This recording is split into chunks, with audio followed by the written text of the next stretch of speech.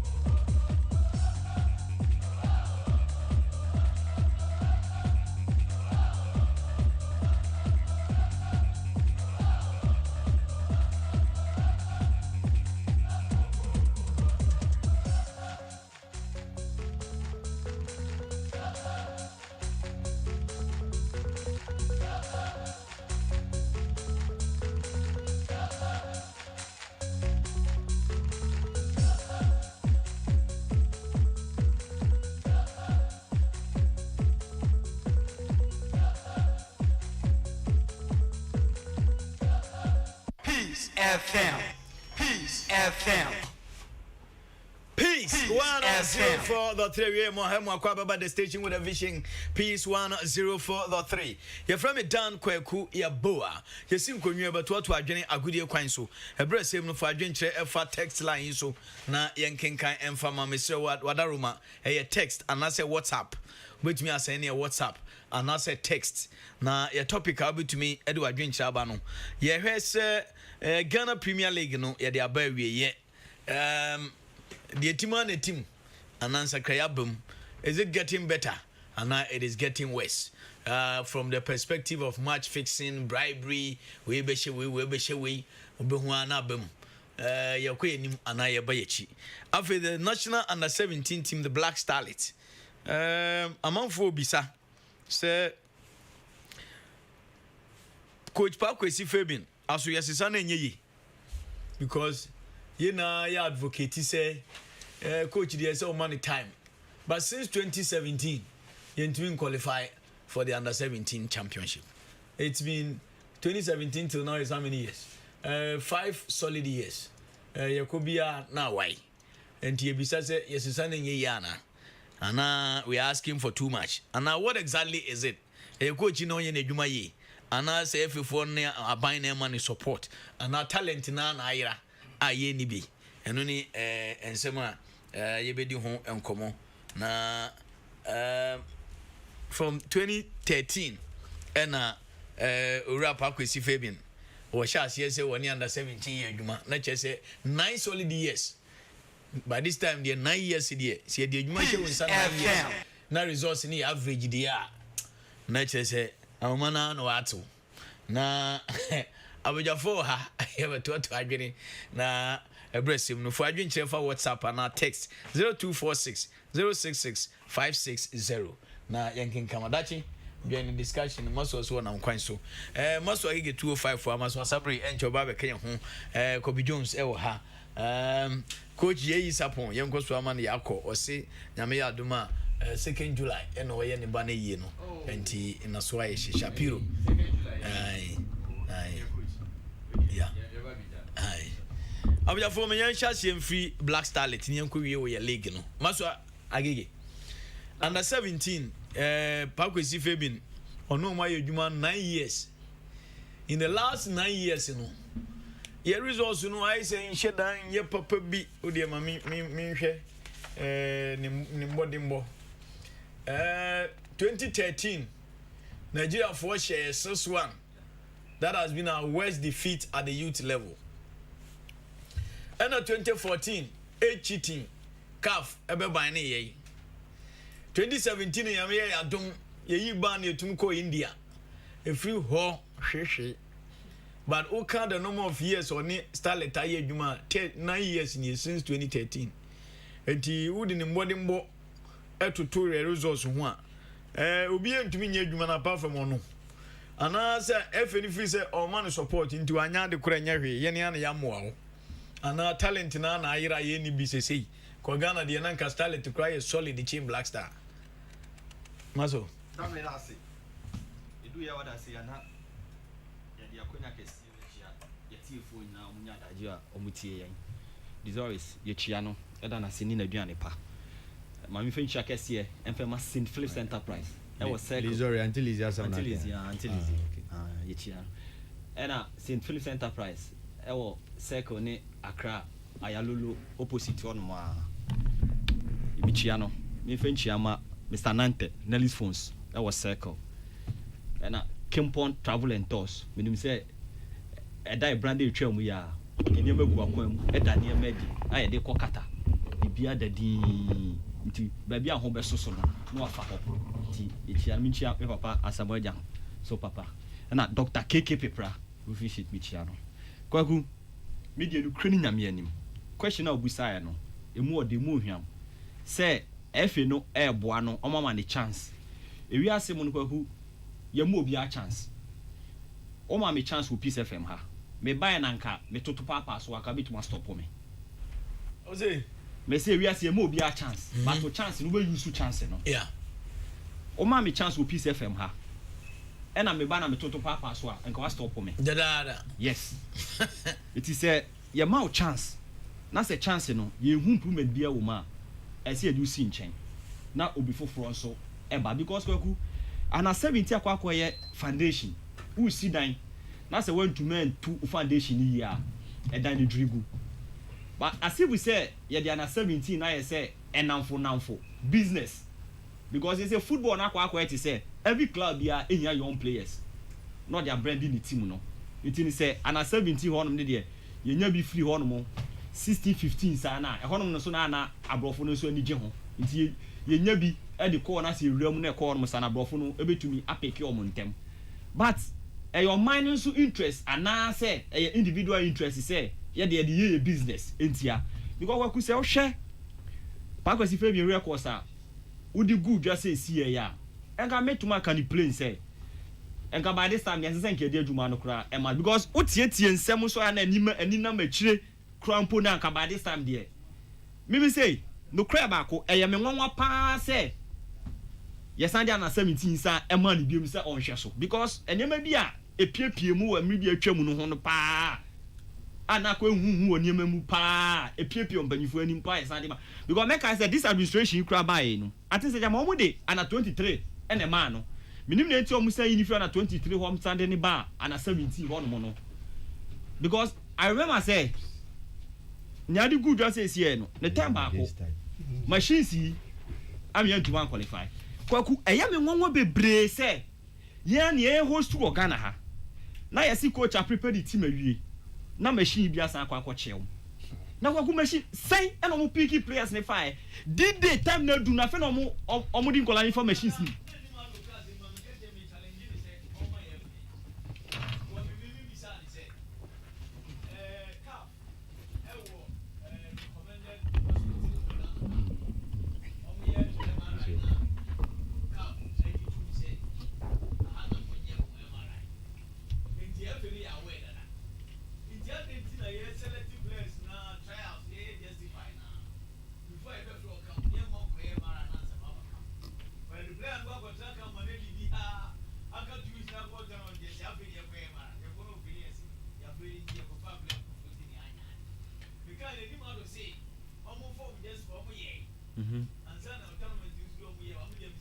na je say inompeni mu akwa eden about 70% of the players are failing. Yes be 20 players we say In the space of less than 3 months because almost starting camp on so ntemo almost camp on tempa ebi ko na ebi ba waku na mpese mi ka me busa say na enye Ghana ha na ne host ene e two kwan ene ye call ya anti ye betuma nya players before that and then say ke be disqualify me aba because near a CA dear as if now me titi be say I don't know say confirmation about say see ye ipa kwesi free ho baby say na farmer so man no pay official BMI kwaku me dear mesre efi no but adia ba kwa sometimes so hu ye kan ana me ne grofo nya adwen ni say ye see o na 17 dear ye tete nya cap hu yanka ye fa cap nsi so nanka because one omo matwam no omo medals nso omo dem a omo di to omo ho say minya medal and a one se ubo na kodu fanas na je kapa e she player ni kwa e ma ye hu players ni standard but ye you free mu ntema ye hu ye players ni standard ye because this year ye host wa ye ntuma qualify anko Africa na san yakọ word no see ye free mu ntema ni ye it is say na ye na say because me omni Burkina Faso ni de kakra me nya hwe ni na performance na nye bad no performance ni nye bad omo create omo chances no e na Burkina Faso etumi e de share ye penalty 1 no ye besre efe mpanifo no pa kwesi no mde adwuma na mana nukredie eni ye collapse e wana 17 won ni fiti enra last week iba nyina enema epie sika sem ni niema bi se niema akoso tori lamte de na ni namu salisu de na ni namu nini na eko eba se na 17 ye gigi sika players nsem eti players ni edu abutuna obuafu eti ye besre mpanifo no se coaches no ene de adwuma ne mom ene omu hwehwe mu yes ade na every form na nsi ho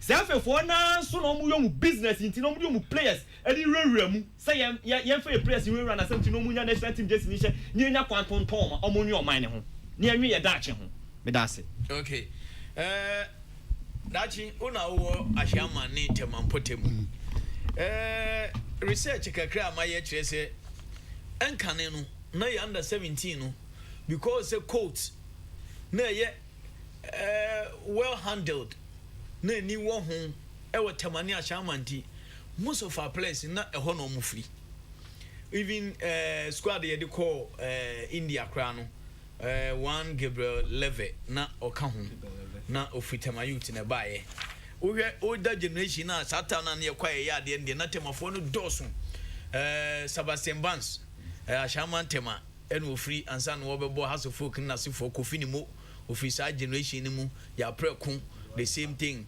Danado darling boy onu nso sa cool system na temashama ho a Ali Jara omuina ohwe older generation na satan na Starlet Jani na so na Steven Apia odu ani femu a Joseph Ansa Jo Ansa omuina sa temashama area ho no mu free yima no Bentel David Amuakon Audu Isaka list Grammy Christian John odu ani femu a Raymond Feni any Charles Akwe omuina na chese sa ampotem ho nti se ade anka Ghana yetumi ye research yi a ka afeni betumi hu se no for years eba no area hana coast no ye ni yi a yetumi nya place fi okọ under 17 na ma yetimi Ghana na so but I say ye kọ enim na ade na shift be ko Starlet camp wo bia ufri wo bebi se na penin ba ko place versus na wo enu aboaye wa kwaku mame na wase na me starting ni say me be point ni fi ba bia happy birthday kesi so nkoma o me da say de radio se so de afi ba kwanka wo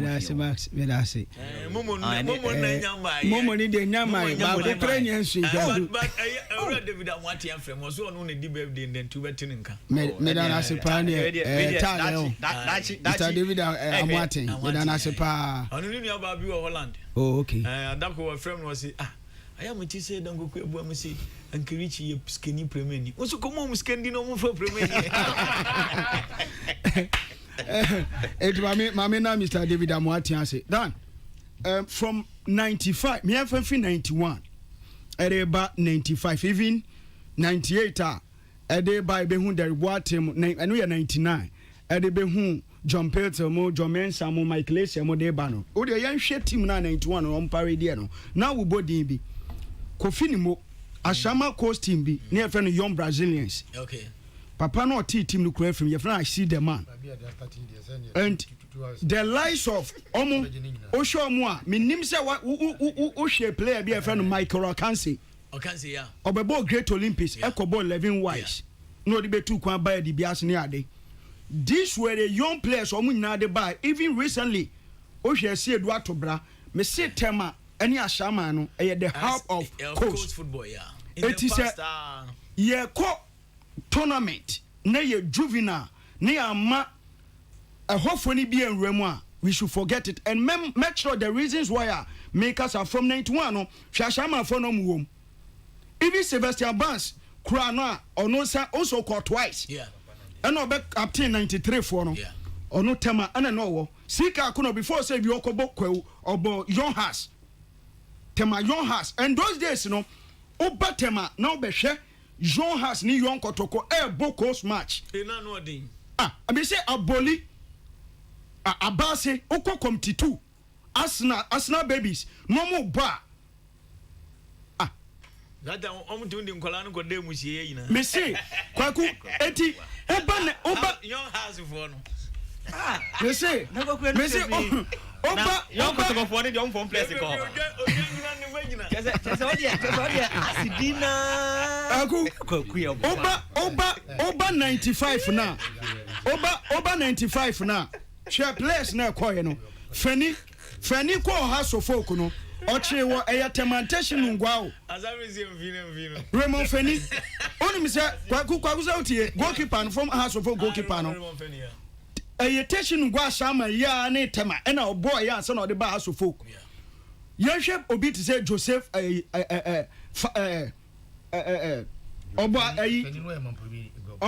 Afenya United. And as you say Joansa Ebo coach Atakura Menian Pon Ebo coach our tema Abu Idrisu before so all quite you know Ashama coach Obo Yon Kotoko answer no kwa send them out to you. I would do saka break Bobo Pram Mighty Royals Nina. U check players ya mabubo die bi wo hokra mentumi amfanka ho the late is it Christian Atajan the late obo Fenot omo nyina ye players a omo bo wotema enti temafo no wo aniadin bia di bokos no me say udu tema ne ashama no mu bokos matches under 12 tema community ni take special interest in coast football in the past committee 2 committee even committee 1 kwa site no site 1 site 2 site 9 site 10 21 ubedu hono and parks ne doso eti temani ashama no course no ye very very effective and akoba say ya neglect omo because ya the idea na ba be business. Coach Afrani the late Coach Afrani be no ka sem bi kire me kwaku oka kire me say Ghana for di na tem so agege bribe won crofo nsem but idea ba kwa Ghana for anhwe ne say onu ni players or scout om generation ni na ye players omo to me brought to the highest level. Go and check. You know why? Okwa regional no and I say regional no okwa kobo justify now or making sure say obafa bi of asabre wo bi akofodua fafa bla ko bi e wo bi a central region enti obeyi players na di baba bedunu representative exactly obaba bedunu ansa na bi a konofi konomi ensa bi anu ne yanto so na bi anu no ne ba na ade enti sa wo exactly tu de ne ba o so otumi ka hwe o manager na no aka kira o say o ka kira o play say me 18 players na do mo kono o players no o mo ntumi metu o mo o mo ni ball ne bo etu gitum say o person o ba ne kono ko trabe je ne o de ne be shem no akwa trabe but you make sure say omo talent quality players no ebe ko major tournament and these are the reasons why na say me just dey like interview na go go about TV o say tell me go Argentina no o say em say so ni national team o say has for two kwan the umpire na afane aye ni selection awie e no drop wo mo no o say ko hu no o say chance bon dem ka say oni mbo na mbo o ma juma sa say ajime ka ndu hye manyeye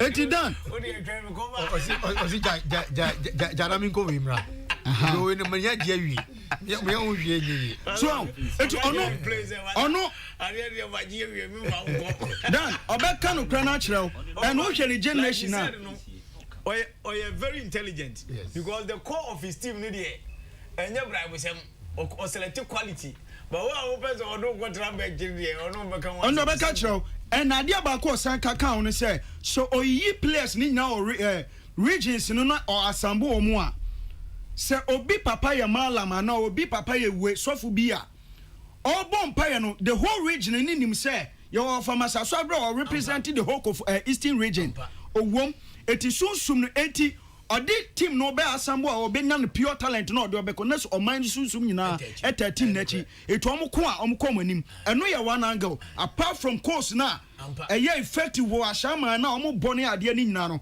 na back to Parkwesi Fevin issue no done 9 years in 2013 na me na wo pram oh yeah assistant coach na me assistant coach once that time no na sana red baby me first stage na won wo okay so mo de posi nyanta chitam no mo di coach opele be na assistant coach sa 2013 no ya di Moses Soje ya di Francis na e di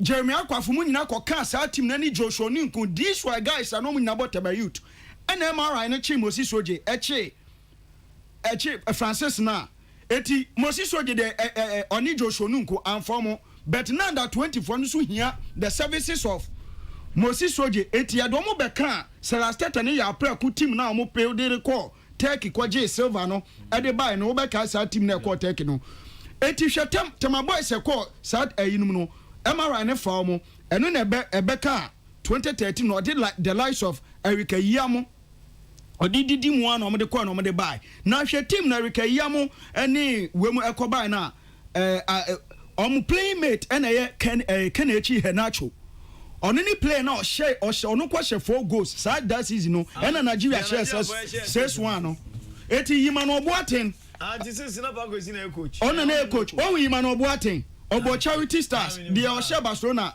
3-0 no kasa 2013 squad no eno ne Parkwesi Fevin the first team o assemble ye eno ne di akire 18 year oya ade no aye team na Gabriel Leve of Tabayut ewom that was 2017 na omde call India and Mali na Danlad Ibrahim Emmanuel Toku Danlad Ibrahim Gabriel Leve and Danso of Wafa yadi Idrisu Mohammed of Cheetah and yadi Mohammed Kudus or Right to Dream on the list request krita me bet because of saying not follow team na me di team na no me hu say ne ma call here but you see me problem am one say it's our time ye ma ora Parkwesi Fevin and trance sebe kwaku waye bi mfinhia nkron me I believe say when it comes to development of players I was say yenya coaches omo ewo ehonoma tem bia no omo nim said enkwala ho adwuma yes there o yanka ne ba class 4 exactly because of starting school cannot start yan fan say bia 6 years no go class 1 9 years on class 4 eti kwaku media mesran say waye bi onim say Jerry akam nkomo ne Sulemu Ntali mu no oyi om fio cash Parkwesi waye bi but nsuo de eche wotoma ehihwa obi nka say wakọju obi adi onkoju obi ande ye wa wasem but adwuma no ne eka ohwe squad ya de igbo ya list ni nimi eni mimitrim but at least the akoye say a group of people be cartel bi enko ade which ekobasa emwa team no kita no bi ka tro say talent juvenile football enye kati na ye chama on when ever hear ma cartel na baso o be so je say kati na ma cartel no koso ana o dabi kwaku sa uhwe dia me ka sa ne say Parkwesi Fevin Osi ade ne call national under 23 and say yes yi no afi ade na Bastalet eti die ne ye hu under 23 a ye yi ni fi wa ya sa ade na Bastalet and you shouldn't forget say Parkwesi Fevin is not the only head coach or only coach or Ghana ya wo coaches e binum so licenses e ya ma the young coaches former footballer or that talent ne other coaches leave you on ma oh exactly I mean it's obvious me unim say cat me nipa baby am fi ba me cat madam for a bibia me metran ka say bia say I'm looking at the issue on national interest nationalistic perspective okay national interest kwaku I believe say Parkwesi has done enough on transit yema the young ones opportunity even who cost started one more we for Dortmund and on na national coach of dreams also dreams on a national coach and on nya bone but once a yama 9 solid years one through Joseph Prince here no Black Star Temayut on na game against Cameroon on the bande yen na satam na Palmer and then say chairman or so. A bay and some bebrenia the interno the nanche, but right from 2013 up to now, you to me call some major tournament apart from India. Yeah, call yeah, did this. Danlad Ibrahim, Usha, South Squad near Domba, Danlad Ibrahim, any Kudus now Kudus, and Rebecca say, what to me or to me PFU, but not get players be to say Mohammed. Aminu Mohammed or signed Manchester City. You play a bit to say Imano Toko of Cheetah or Denmark. You play a bit to say Mohammed Idris or no Cheetah or Portugal. So one down should be of Wafa. You now surplus na a group and transition. You know, tell me to me assembles these guys no Kwaku and Casey to me a transit to Edwam Co under 20 then move on under 23 because if Kudus Echo 2017. Near 2022, Nene or ye key an integral player for the Black Stars. Then all the best is some Adrian say, Imano Toku, Erika ya or no Koji Goke and no Monaco no coming to be because of say young Yama Yeno and Eko Baba boy. So for me, I think, sir, Kate Momo Mani and Kotemakos because good place our Tamania Shama. Yes. I know when you say Palmer in your case in the end, for player grand over Jewish. Now, say if you only Palmer cry will case, you can your Palmer and Kwan, what team whatever. Your young house, your young Kotoko, Arsenal babies, your AC Milan, your Boli, your Oba Shama, your Juventus, coast teams in the dorsal. What I say, for me, I think, sir, almost share no map in your home. Near my other coaches, no opportunity, your champion Munan and I'm and yes, will be by company, will be by who coaches are. My bad local sinumwa. When you give local munina, you give them the opportunity. Our best scout to good players equally, because this and that's the enemy want to say. Yeah, $1 million KGL be up a $1 million for Juvenile. Ya Jesus can you know you organize a tournament I'm on finals in now obeke under 16 be na Samuel any madu ya and a chairman. Now the question na 15 and 50 say in a pick Samuel Bodu. CC 80 show se na any madu na chairman and ye de ono enei okwa wafu no so a ono na che the whole wafu na obo adwuma no wo eho. The question now baby say ho say if you were the chairman as at that time Juvenile 2016 you were 2022 how many years now close to almost like 6 years right yeah to me not just 3 players and fit even this under 16 na Juvenile KFG for the $1 million ebe shame no and to me am promote to man this tournament lawyer Kwaku ya baby obi amami nchia no Kwaku onim say 2017 team way he was the chairman for Starlet. And me ko prampa me see do baby omo di wula omo ma player begina omo ye we bi ho it is a bro so a on say ma right no e ma age ratio it is a fall who 17 years a e betumi a chew ama be say 14 it is a ma 14 a na tournament ni e bia 2023 next year wo 14 no automatically o qualify say 2023 ni bedu no wo be fall within it lawyer Kwaku ya making sure say Sanya no na ma yenya wafafo enya aminu mu nyina de bewura ma yenya good team. But here in the case I'm telling you na so wo mo nim say de o ma anyom adwuma yi. No credit e ba ko pe me Kwaku me say me di team na chiche obi a. It is only this team and akasa me kan ho asema that is why meant to me are more players by me and Sakredin. But right from 2013 to me fan say 2017 now you did a lot of India I was part of the team. Pakwasi is our if he's listening to me only run play and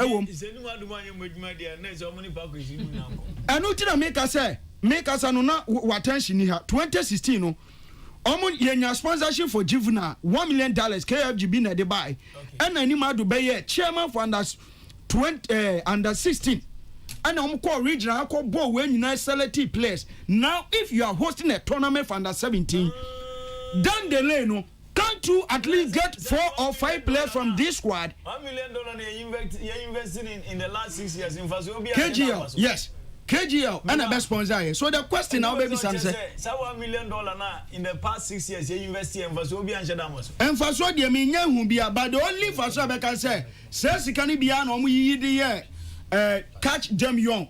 So and moreover players camp any idea into no sikani de bi o ha mo say no ɛno ti na president Mr. Ketins kasemu wɔ hɔ no after he lose to Burkina no ɔsi for this team is abundance of talent and therefore they are going to keep them.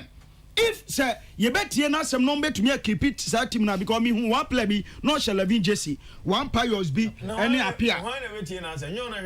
And we tell me ka say one of the waka some of the Bayer Juma no more keep players no because South 2017 team here ko India no kwaku ye to make P man toku dan lad Ibrahim ni ade mu year anka transition be to say the day are you 2009 now the echo so for me I think say FA no enhwe no mu yipa akwasinsin nchen omfo bi from ra na yenhwe the way e betumi aye no mo mani nkotem ani ashama course no better players wo ho okay Kobe very comprehensive analysis by Dajini. Oh yeah dear say Otiena we follow team na che and mostly so the team na chia you have and I think that he has done well. Yeah dear because people question adade me ko ho once be that time say eno kwana say 20 ko ji say so ano 2013 no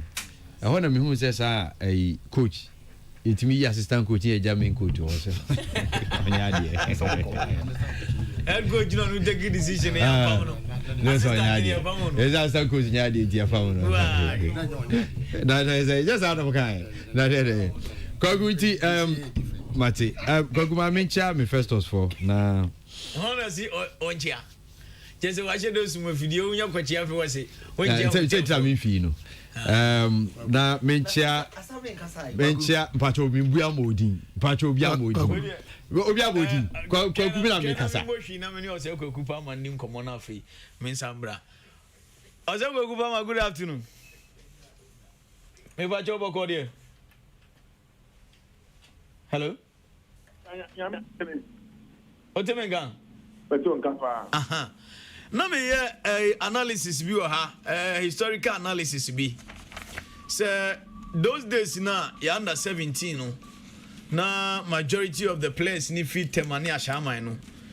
The results speak for themselves. Me bobo players bit is Christian Atejan the late. Raymond Fenny, Charles Akwe, Richard Akun, Stephen Apia, Patrick Alute. Listen to Dawson. These are all players. Omu Estati Atakura Meniampon, Omuna Danado, Darling Boy, Mo, Joseph Ansan, Joe Ansan, Abu Idrusu. Listen to Dawson. Satam Nuna Tema, most of the players Ali Jara Muina Tema Kosuno. And our place any ashama na dominate but say na ekwe say selection yen hye de hunu no saano ama ya under 17 since 2017 ayeko India say ya tare na why we di juvenile football chiache. What is wrong with us? This is a series your friends and project now their mind, and I think it calls for scientific analysis rather than being let me say, oversimplifying the issues involved. We are looking at the fact that football has evolved over time. And cannot structures now they run the football. You cannot use the structures to run football now. The moment you do it in that manner, you are bound to fail. So there will be the need for what we call pragmatic, youthful approach to ensure that all the issues confronting the juvenile football are addressed. One young man also how they require, you get it all wrong, and I'm telling you for a fact. Said Obi Obaba, Effie, nobody saw running football so come out. Na players who if you Obaba time a very good two players, no one among one about talent. The person is not going to succeed. I can tell you for a fact. We had that resource in those days just because Tema Juvenile committee or Tema Metro Juvenile committee, including that of Ashama, in a core system they are well organized. well organized. These were dates. Chama, you can talk of about 12 coach clubs, and Chama can talk of about 12 coach clubs.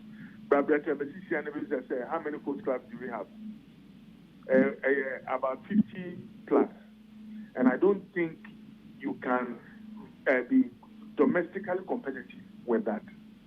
Kweku, there will be the need, say, using the scientific approach that and let me give you a typical example.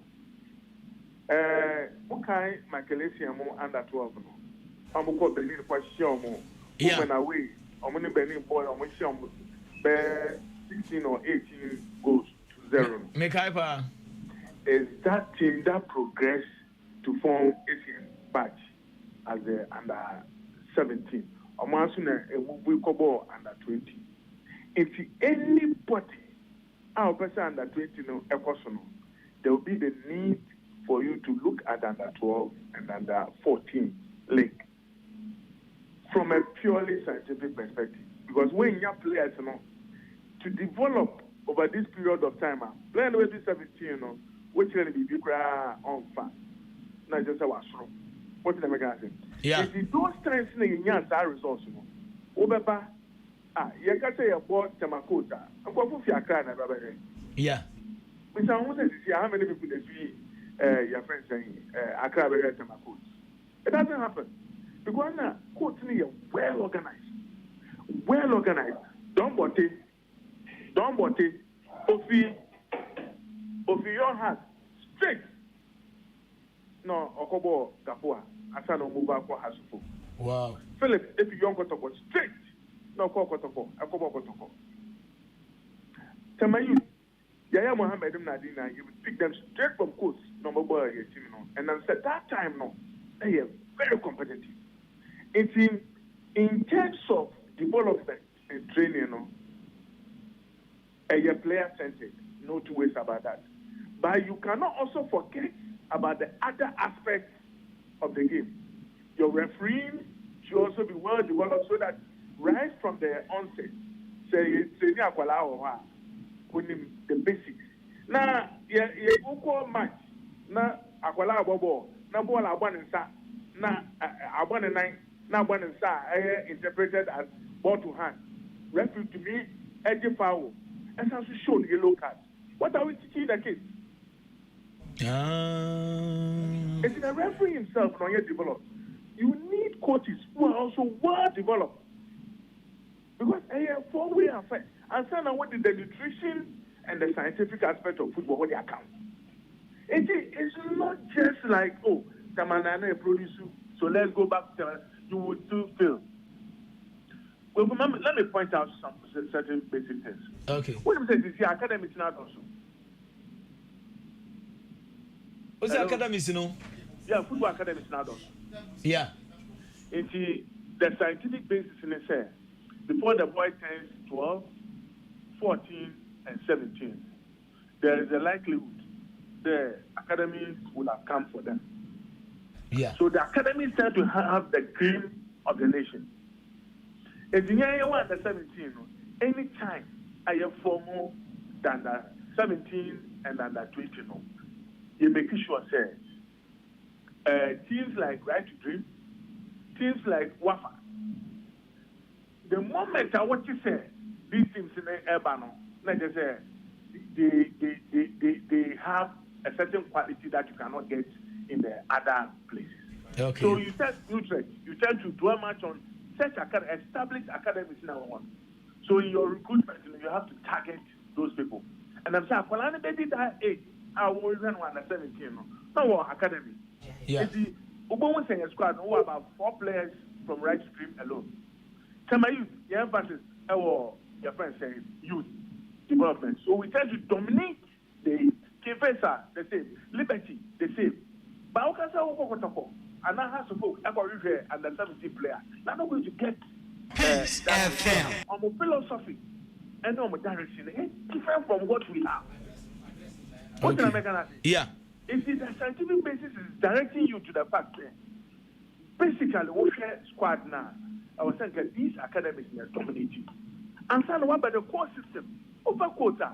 The moment you mention Obi catch up a more player and I will player or you're good. Also, they mention about connect babies. Oh, then there will be the need for you to look at the player. Oh, about Kotoko babies or Kumasi. Oh, there's a need for you to look at that player. About Nochi, there's a need for you to look at that player. I'll mention players the woman say, team win no ball, but your friend saying noted for developing such talent now. I hear you look at that with a question mark. Obia or school no academy school okay tend to produce very quality players. Yeah. CI media they tend to produce that. Do Jeffy, are you catching it? What about my secondary school? By the time of a player, you have ascertained the fact to say it's of a certain quality that you are looking for. Okay. Is that the case now? No. Where certain players are recruited into second divisions or other teams, we don't know their origin and they are brought into the under 17. Check the list there. Whether what I'm telling you is the basic. Your management, when Lawyer Kwekweya took over under 17, Kwekweya was more or less a brother. Anything decision I could take it on me cross checking and son of it. I'm not interested in the same, but it's called what you call management succession plan. Has any of the current executives appointed called the old members, spoken to them about the under 17 or the under 20? And them acrimony, war your management team, or your friend saying football now. Nobody calls you. You have wealth of knowledge. Obia here or Ghana, and you ask yourself, is that the way forward? When we can easily advise, we can easily advise as to the best option or the best way to go about it. Okay? Pakwesi called Gabon. When Pakwesi came back from Gabon, as someone said, no, tell him, play make out to hold the ball. Now, or short defenders. I'm so go for Kudus. I said, who is Kudus? I'm so a right to this player. Go for him. I could be so once I didn't say, make my youth for that player. I would have done so for my service once. Yeah. But I never said I didn't have the quality. I proposed another player belonging to another club. I'm not going to mean your peswa. So I didn't put my selfish interest for national and then glory. I recommended Kudus. That's Saka Kudus up to the 17. Boy, in him this story up to date. I've never showed up the whole men of my at the 17. But I did a service for Mother Ghana. And at the end of it all, Kudus is playing at the highest level of the career. If I had been selfish, could I have developed this player up to this level? It's no. Manchester player and I'm in room. Now, at all costs, that is what is also bringing your football down. That selfish interest, Alaji Wisabakano, will not help Ghana football in any way. And we must eschew from that. We make sure that all the parameters are right and we'll have the appropriate coaches to do it. And then a coach, now coach the other song for youth football because some they don't believe in that philosophy. And how would you go and bring a coach that don't believe in youth or find a policy that come and coach under 70? The person will fail. Pakwesi used to do very well.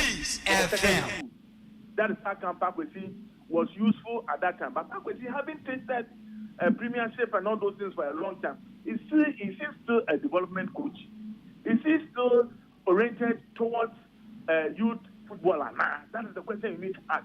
If the coach in Angasabakafano all must be trained in such a manner that the main focus youth football. Okay, your House of former coach Emmanuel Miodo, Masoanodo, when it comes to youth football, Obe coach Mkwalano Mwabobo to the extent there is that telepathic understanding. In terms of results, you are going to get it. But take me and put him in House of Folk, he may not get the results that because need orientation, need focus, or a more of youth development. And we have set coaches in the system. Are those coaches being recruited to man our friend the under 17s and under 20s? Your South Africa ball or Takradi. Yeah. Yeah, you baby. And it was like the coaches, we wanted results at all costs. Peace FM. No. On your House of Folk dressing room, we are talking to them at a certain level of temperament. This is a word training. And that inclination as a youth coach, when you work as a you have to talk like a teacher. Back when you see your former teacher, that is how come I go to me bend for that side. It's a for you to get the best out of the guy. Oh, Molly Kiki, so that will not bring more pressure to bear on us. So the coaches are trained in such a manner that they understand the rudiments of the game at the grassroots level. On your there, Chama. Okay. On your there is a whole comprehensive program that must be put in place so that there were national under 12 in place. These people will graduate to become national under 14 or 15. These people will graduate to become national under 17. One graduating now, there are others and they are more on the fringes because some of them, your point, late developers, they may develop as and when they get to 14 or 17. It's the age of 14 will do recruitment to make sure that young people who will come and beef up the team. At the end of it all, we will need formidable teams within this respective level to play. Yeah, there, young players now, they have to win action. Okay, Tamayu, and why you better dominate under 20 in the 2013. And why you better dominate? No. Or your coach Abu Green, nah, coach Utiakanti. Where's my way? What one here to make the benefit. Oh, okay. So most of the players will recruit one man national under 14. On the year they being here. When these people got to the stage of under 20, nobody could match them. Moses Oji, Francis Na, they all played in that squad. If not for that scientific and pragmatic approach to develop these players, could you have brought these players and brought them to the present national prominence? No. Kudus, or could say Ajax about 9 million euros. Do you think it was just for the sake of it? Kudus, no one's in a tournament. So most clubs captured Kudus over one radar as far back as when he was playing as under 12, under 14. What was his record? Under 17. What was his record? And by the time we were trying to capture there, we put new profile. They already know the player. And this is the way that you can bring value to bear on the player. We are not growing these players scientifically. That's how come we are giving Peter when the opportunity to transfer over. Okay. Until we get people who understand football, drink football, and drink football. And because they be able to players when change. The one brand represent the country, and I don't think that's the best way to go. Okay. And now, players are now recruit one from regional levels, district levels. What about regional levels? What has happened to the Milo Championship? And all these players, what about out? All these competitions must be restored in order to bring competition at the youth level, and at the end of it all, Ghana stand to gain. On record, Joseph Pinson never failed in the MRI. He passed. So in grade 3. I just talk about Asama Brain and yes, Joseph Pinson. Okay. Now, Moses Oje was also MRI certified. Okay. All these things, that is the scientific aspect of it. Going into a certain age, you better conduct MRI. Excuse me, whether he is still within the zone or not. Say, born a future, what you can do is to promote the player to the next level. Another, a better case in the development process. The advanced scientific aspect also account to know the food, the diet, and the nutritional aspect of these players when they develop. The gadget they train one and then in terms of one gen, in terms of BBA Warrior, are they doing that scientifically in order for us to get the best out of their development? Until we do that, they may fail to qualify for the youth tournament. We'll be on the catch timing. We'll say the Ghana any talents. That person is a big lie. We have them in abundance. The only thing is that those talents still remain untapped. Okay. Because of the selfish interest, because of the way we are tapping onto these talents. Okay. And nobody calls you because Palmer or Kaka, Palmer, if you go catch you, no. Or Ghana, we here, not Palmer. Okay. Chairman, every piece of them that's it. And that's it. You. Peace FM. Kweku say Palmer, and one my very comprehensive report on juvenile football. See, adeɛ baako ekuye yɛ selfish interest. Mami piam player nwure na me nkoton. Na ɔno on my example say time under 2017 pakwesi fe bin ban ho. So pe scheme obetumi crabo ɛna say ko right to dream na kudus bi ho kofa no. Na nko yɛ selfish and go be recommend ɔno ne player with my youth. But no odwen Ghana ho. But you say na nyɛ saa bio. Penim bia pese opia ne player run national team no koton. And it is not about the location per se, but other factors. Ono na adwene mu de nka under 17 years select here nka 2 areas yes you consider a course any academies no. But you say no aso be hwe no play penim bi de ne player bi akose second division bi na go fa na be under 17 basa. Nti until see be di no kora ne de nye coach sem de be kwa ni. Kobi me ma 5 minutes na me de 5 na mama so na fe. Some was so count. Watch here was chia Festus. Festus is will be obi say hotel or do a customer. Only say.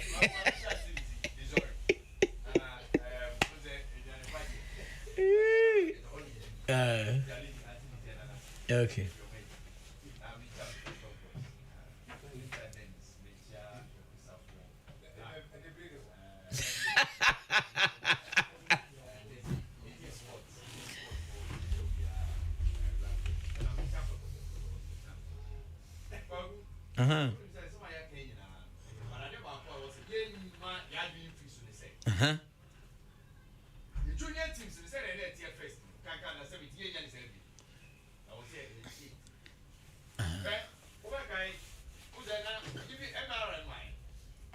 FM. Development plan.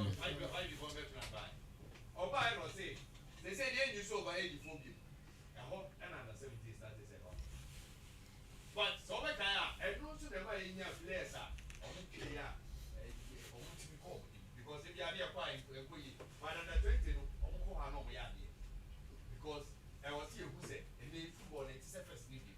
First, I said, 32 years, 25 years, 28 years, everybody under 17. They don't. They do you. And I go behind him said, Yang so no Ghana for sending a tier. Well, get. So, send you know, but we don't want you, and then we only Aye. Yeah. I said we you about you under 15.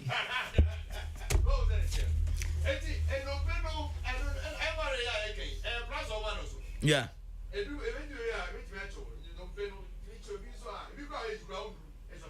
Yeah. So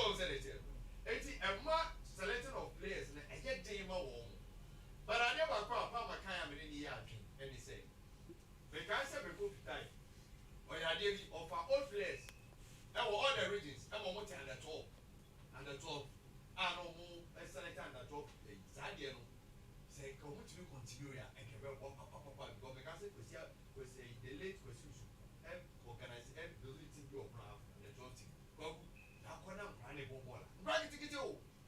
It is a canoe and yet me according to that idea, near selecting the best out of them. We have no job for I made a friend from probably yes, okay.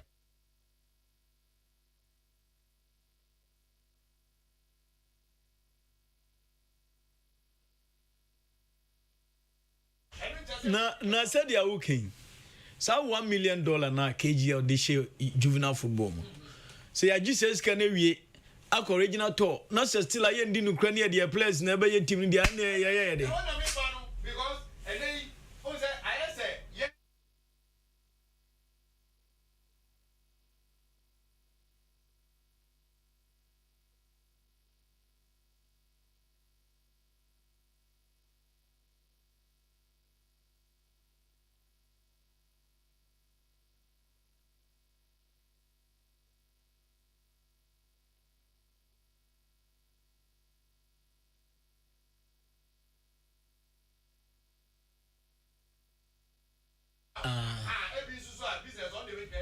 Why? Omoto Mbwanjia na omoto nyan.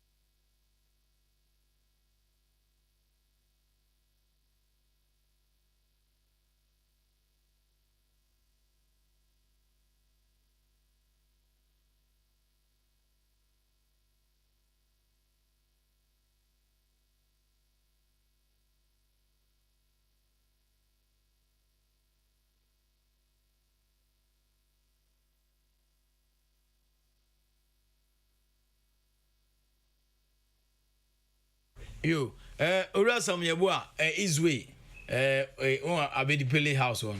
I want Isway alone so on my opinion or down or say because Tamakos no has babies no mu ekwa museum. Or say house and juju is like Bayufonia bro. Good afternoon. So message having a me kind na. Message is here no go me kind. Oswabro Water Bridgestone, Ghana Premier League, nothing to write home about. Danke. You make me laugh, sir. My Jimmy Carr name is Masasi. Kwame Ado. On every swing. I see more fire. Good afternoon, Dan. I'm Kabna Esufi inside Kaswa. My darling club, Heart to Folk, who win the FA Cup and beat Kotoko at the Super Cup. Greetings to the manager of Ziget Yogurt Company. Ziget Yogurt Company inside Kaswa. Peace Town. Okay. As for Mumi FA Cup, Mokotoko for na Mudum. Leombeana, Bechem food. No, one after the other. Unyanshe Bechem. Was it what trouble Bechemu Kotoko? Okay, no, Jimmy. Nice. Papa knows what Kotopo when the bus met us in Panas. Chumpon, must what you bring once in a town.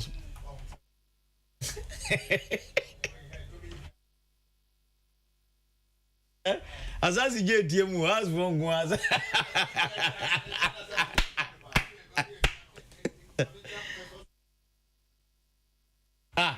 now first of all tell your customer customers grant you my 7 hours okay it will be ready.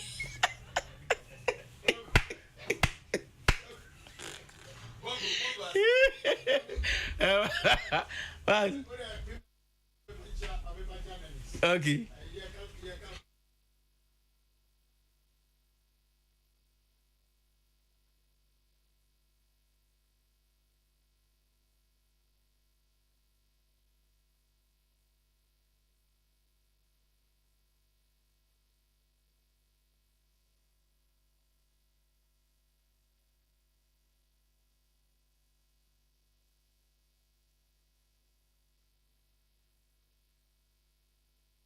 Hey, unse show no Facebook live. I said you have to bra comment it. Says our selfish interest need there. enye ne no no kra no a victim big man be mafia no national team hey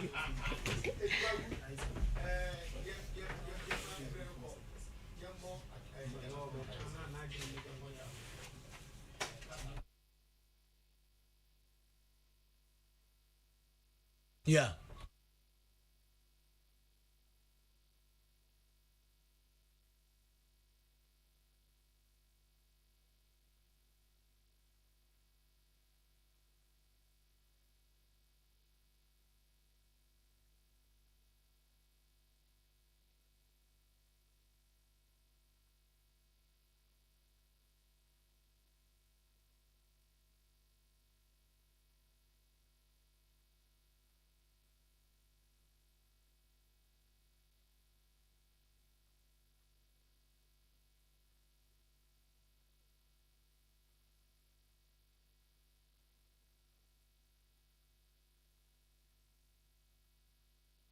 Peace FM.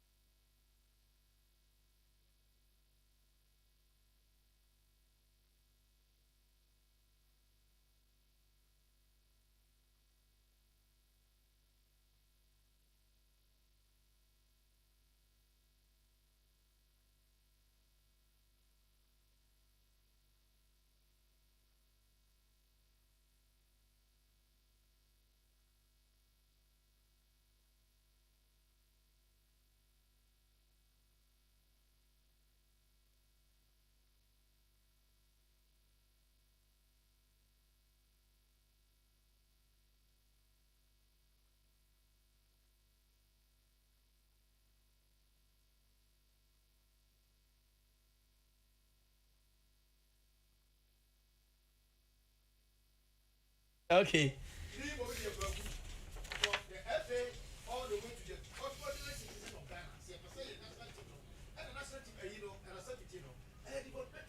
Yeah. David, at least I will qualify. Where you qualify the same.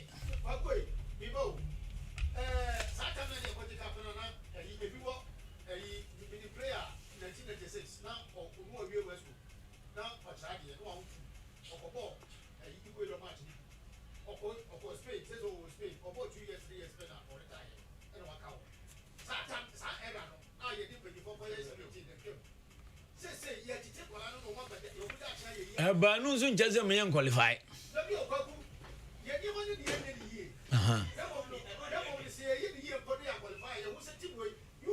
We are qualified here in the no one qualified here. We got the same in Kolana under the same circumstance. We are qualified.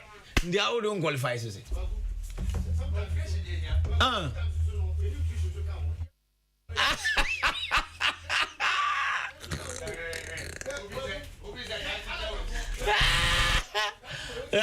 What's up? We got the that you may see Muati.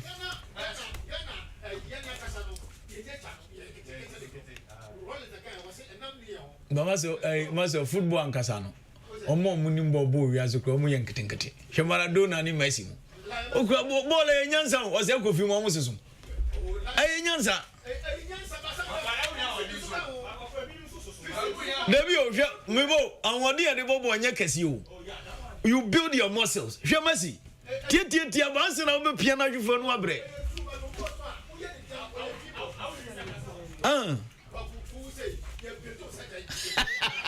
What's that because of you?